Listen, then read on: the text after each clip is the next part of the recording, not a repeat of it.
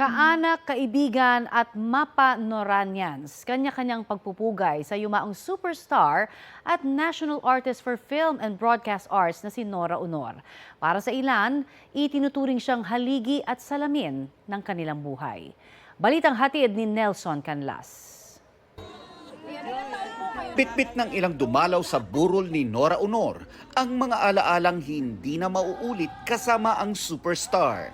Maging sa bituin ni Nora Aunor sa Eastwood Walk of Fame, nagdaos ng vigil ang mga Noranian. Tila huling yakap nila sa nag-iisa nilang bituin. Walang himala! Ang himala ay nasa puso ng tao! Batid ng kapwa national artist niyang si Ricky Lee kung bakit malapit sa puso ng mga Pinoy si Nora.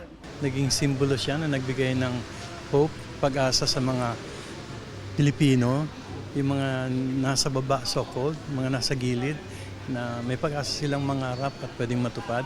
So yung pagkatao niya mismo ang kanyang naging pinakamahalagang kontribusyon. Ang pagluluksa ng Philippine showbiz, ramdam din sa mga itinuturing siyang haligi o salamin ng kanilang buhay. Bit-bit ko mula nag-work ako bilang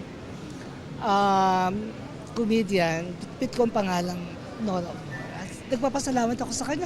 Si Kapuso actress Jo Berry, naging malalim din daw ang ugnayan kay Nora dahil sa pinagsamahan nilang seryeng Onanay.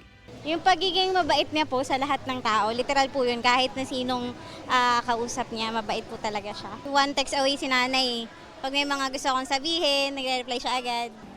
Ang anak niyang si Matet at kaibigan at long-time confidant na si John Rendez, patuloy ang tapang sa gitna ng pagluluksa.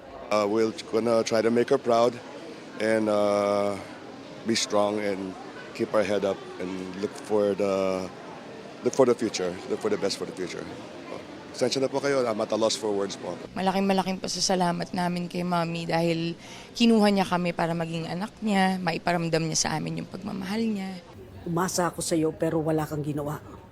Inaayos na rin ang pagpapalabas ng huling obra ni Nora, ang 2022 film na Kontrabida na umani ng papuri sa mga international film festival. This can be a fitting tribute kasi ito yung film na kung saan makita mo si Ate Guy in her best form. Na mahinga man ang superstar, hindi kailanman mamamahinga ang kanyang mga naging pamana sa ating kultura. Ikaw ang superstar! Ang star ng buhay ko! Nelson Canlas nagbabalita para sa GMA Integrated News.